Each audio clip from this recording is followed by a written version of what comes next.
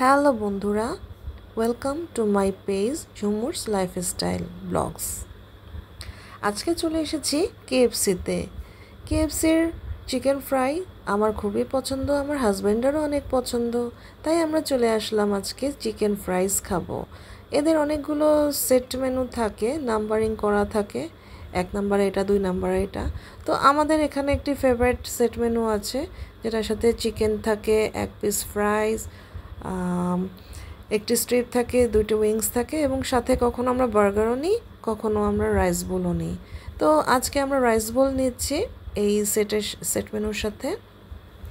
তো আমার husband order দিচ্ছেন, আর আমি এই যে পাশে কিছু টুকটাক ভিডিও করে নিচ্ছি।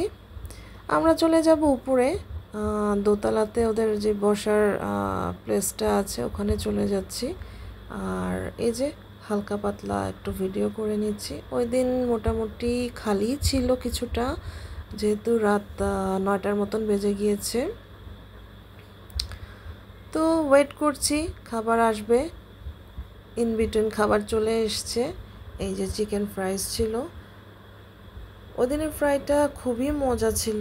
আসলে কেএফসির ফ্রাইটা সবসময় ভালো লাগে, তারপরও মাঝে মধ্যে কিছুটা সল্টের এদিক সেদিক হয়ে যায়, কম বেশি।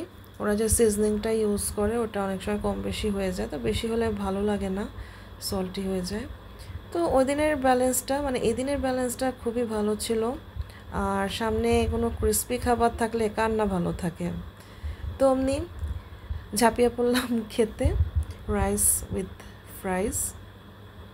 মাঝে মধ্যে মুখ বদল করতে আমরা বাইরে খাই, আর বিশেষ করে বাসায় রান্না করতে সবসময় ভালো লাগে না। আর বাসায় রান্না করলে দেখা যায় ঘরের মানুষদের খাওয়াতেই বেশি প্রেফার করি। তো ঘরের মানুষদের খাওয়াতে গেলে না, নিজের সেভাবে খাওয়া হয়ে ওঠে না। তো মাঝে মধ্যে চিকেন ফ্রাইটা বাইরে গিয়েই খাওয়ার চেষ্টা করি, আর সেটা কেএফসিটাই খাওয়ার চেষ্টা করি। তো এই তো আমরা ফ্রাইস খাচ্ছি, আর সাথে ভিডিও করে নিচ্ছি, আপনাদের সাথেও এটি শেয়ার করলাম। আমার পেজে লাইক করবেন এবং প্লিজ সাবস্ক্রাইব করবেন।